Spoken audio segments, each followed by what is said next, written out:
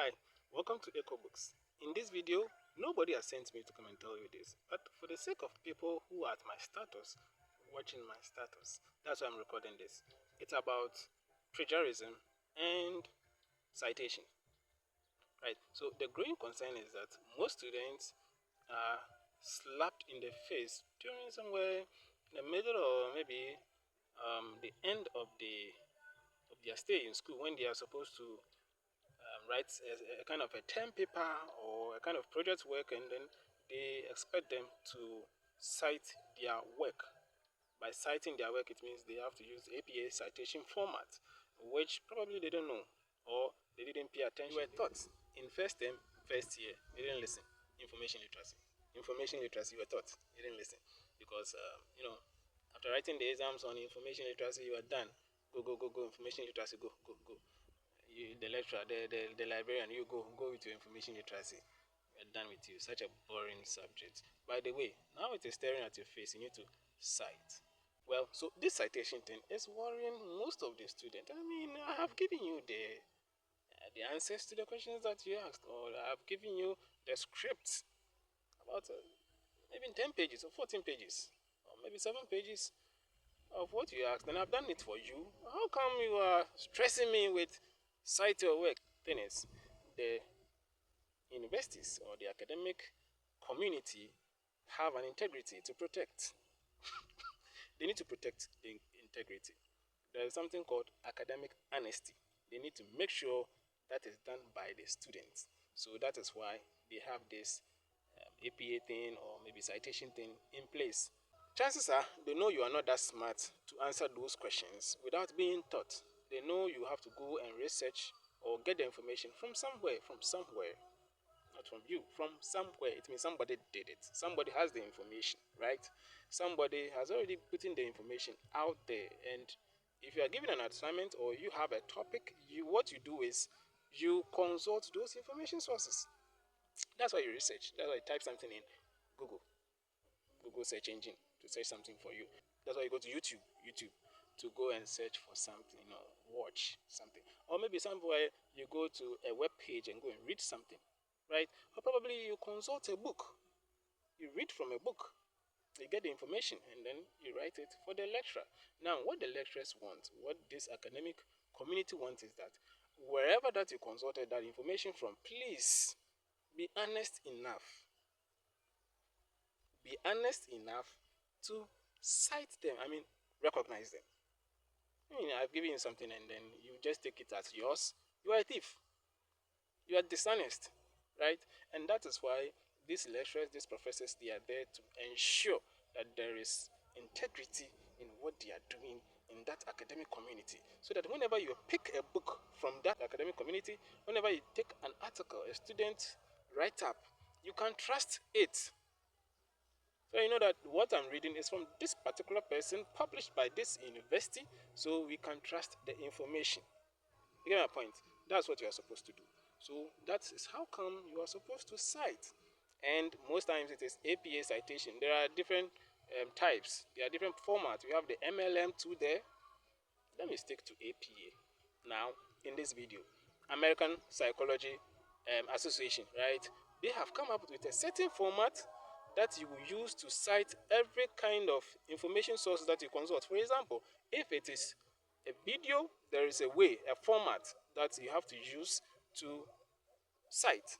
If it is a PDF, an article, there is a format that you need to follow to cite that work. And if you got it from a website, there's a format, right? So there's a format if you took it from a book, CD.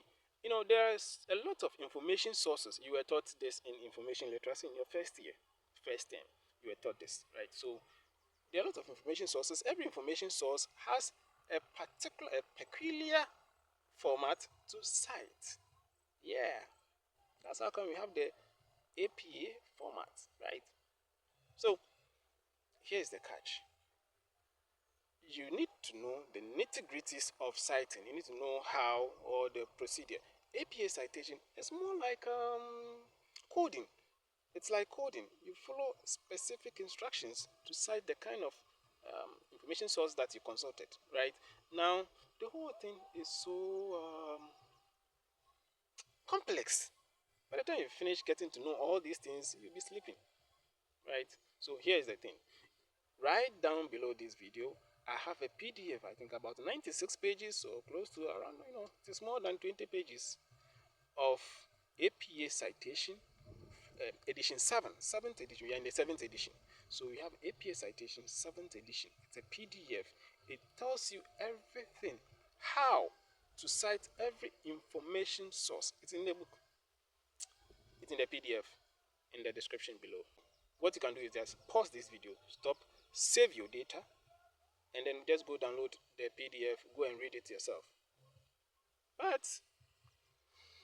if you pause this video to save your data, I bet you are going to spend the next 2 weeks of your life going through 96 or about 96 pages of something that you may probably not need. And that is why there is technology.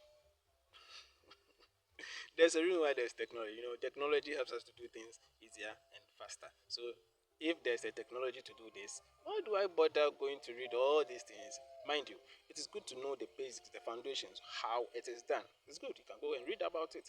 However, there's a technology that follows these steps to do it. Just within few seconds click, you can just have the work cited for you. So this is how I'm going to show you. There are web apps.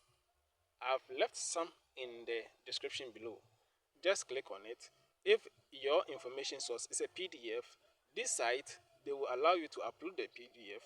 You upload the PDF, the information source, and then you click on something and it will just cite it for you.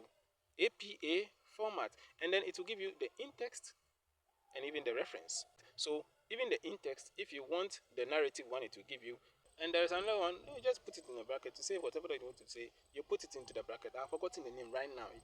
Everything is offered, so I've forgotten the name of what I'm going to say. Maybe I'll write it in the screen. I'll write it on the screen for you. So you just do that and you save yourself about 2 weeks of reading boring text, which is APA Manual 7th edition. However, if you want to know the nitty-gritties, it is there. You can go and read. Alright. So do that and then save yourself time and then save yourself frustrations with your lecturer or with your professor always marking you down because you didn't cite your work, and there's always plagiarism just because you didn't cite your work well, right? Very simple. That's it. I'm done with this video. Mind you, I said nobody sent me. I just put it here because if it was on my status in the next 24 hours, you wouldn't get it. It will be gone. I'm tired of answering questions that I've already given answers to, right? So this one is permanent. You have lifetime access on YouTube here. By the way, I have saved you time. I've given you enough information, complete one.